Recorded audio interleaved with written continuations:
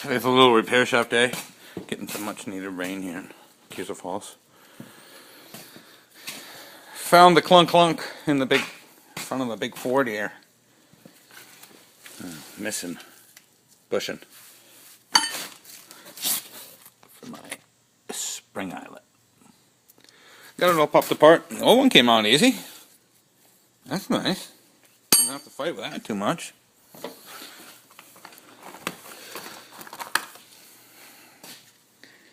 Let's just hope that the new bushing goes in semi-easy. Doing a little shop repairs, doing a little trailer cleanup today. Working around the shop. Getting some drizzle.